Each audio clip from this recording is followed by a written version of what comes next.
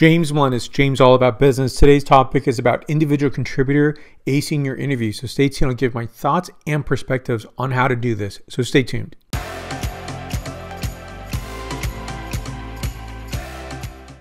Now, I have completed another video on Chief of Staff acing your interview. And of course, people have reached out to me. How is this different than an individual contributor interview?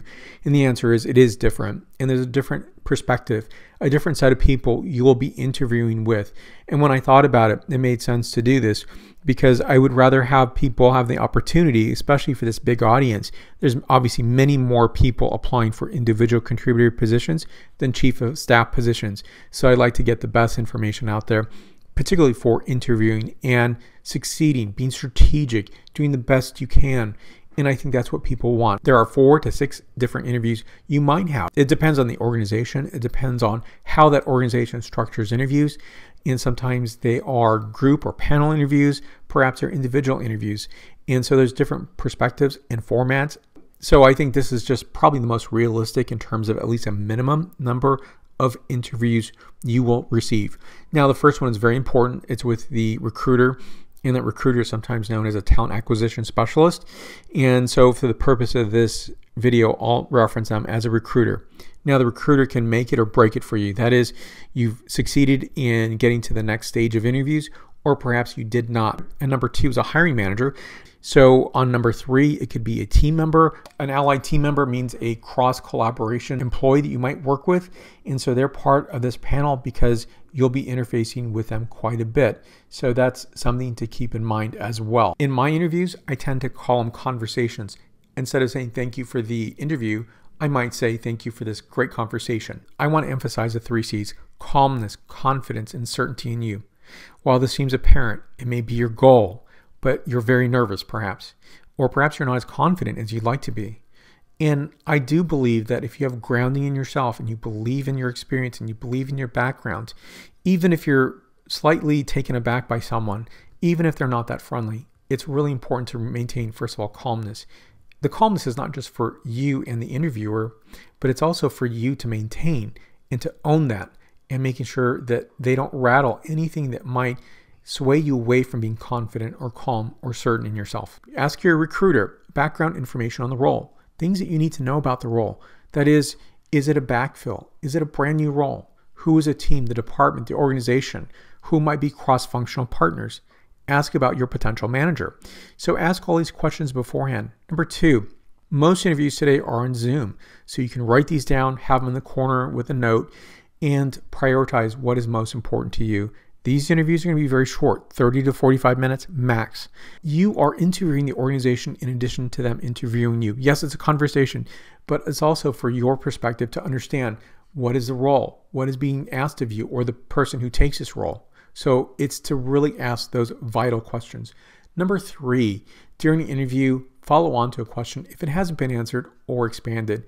So you might say something like, as an example, I'd like to know more about this if you could expand on that. Record yourself on a faux interview, ask yourself some questions and go through the questions you might hear and do that on maybe your Mac or your PC, and you can play that back. What incremental improvements do you need to make in your next interviews? Now, number 4, make sure you research the background of each person you are interviewing. Ask relationship to role in the interview. Now, you just really want to make sure you're understanding the purpose, why they're there. So it's important to know that. You can look on LinkedIn. People always converse with me on an interview and say, I saw that particular position in your LinkedIn profile. And number 5, make sure the role meets your needs. Is it a hybrid role? Is it work from home? Is it travel? What's the salary? And also, what's a work-life balance? And understand what you're getting yourself into. Is a company having earnings problems or earnings challenges? It's good to know that as well, because that'll dictate perhaps the work you do. Perhaps it'll dictate even things like what will be the length of that position. Will I have a higher potential being laid off at this company or that company? And so while they might select me, I might not select that organization to work in based on some background information that I find out about the organization. And then the interview itself, prepare for the interview. So review commonly asked questions and practice some of those, rehearse them, video yourself, and answer those questions that might be asked of you in an interview. Now, number 2, Even when the role might not be technical, you might be asked a technical question. Maybe in this role, you would use SAP or maybe Oracle, Salesforce, maybe use Marketo. There are things you might be asked about that you might be surprised on. So be aware of that. If this is a very focused organization, they use Salesforce often, you might do a backgrounder check on Salesforce if you have that experience and brush up on that. I know that security is always one that's asked about, so I'm prepared for those questions. Number 3, read the interview in terms of nonverbal cues. If somebody looks confused, I might say, did you want me to clarify on that a little bit further, or do you want me to expand the answer on that? I want to make sure I answered all your questions. So I make sure that that's done, and I had experience from that. I had one time when one person said to me, well, the reason you didn't move onward is that you didn't answer this question. And yes, the interview should be asking those questions. They should be following up on that question if it wasn't answered. So while it might be their responsibility, they could take you out of that consideration for that role. So think about that as well. Now, also, number 4, expect questions like, what did you learn from a mistake? What are your improvement areas? These are negative questions in my opinion.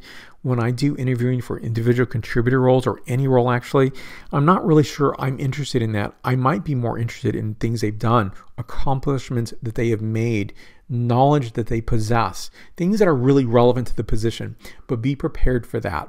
And some organizations really look upon this as the way of understanding a candidate and perhaps taking someone out of consideration. Number 5, interviewers may not be seasoned interviewers and some may not be friendly, specifically transactional. 6, manage your story, your offering, your background, your experience, and manage your enthusiasm.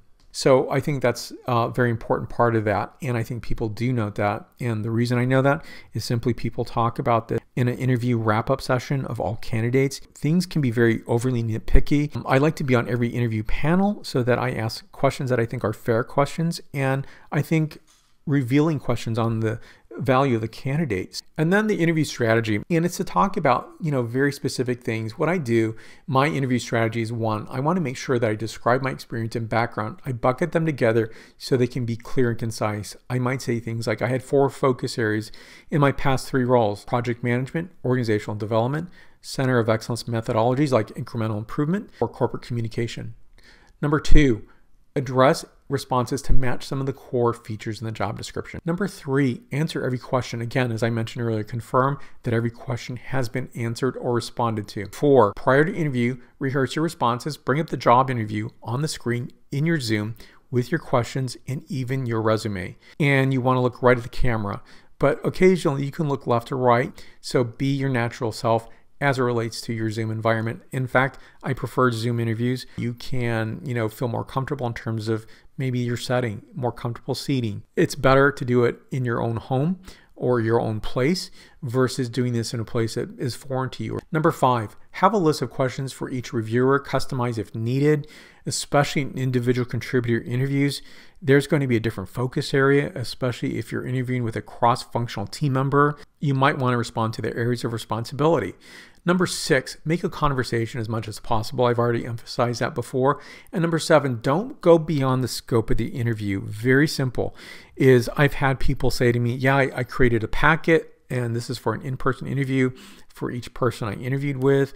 I prepared a presentation when one wasn't asked of me. And so it could be a negative connotation as well. You're trying too hard. Meet the expectation of the interview. I hope this is helpful. So please let me know if you get your role. I hope your next interview is successful, focused, confident, and that you get that role. Thank you for watching today. More topics to come from James All About Business. Stay tuned.